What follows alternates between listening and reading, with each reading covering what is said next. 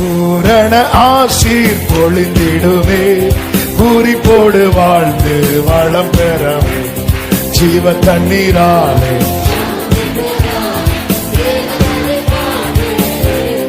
ஆமென். ஜீவ தண்ணீராலே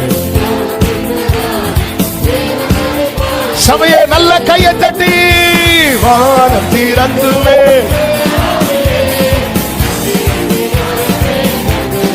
ஆமென். அந்திறங்கி வரவே ஆமென். அன்பினருள் மாறியே அன்பரி நேசம் அன்பினருள் மாறியே ஆத்தும தாகம் தீர்க்க வாருமே. ஆவியில் நிறைந்து மகிழ்ந்து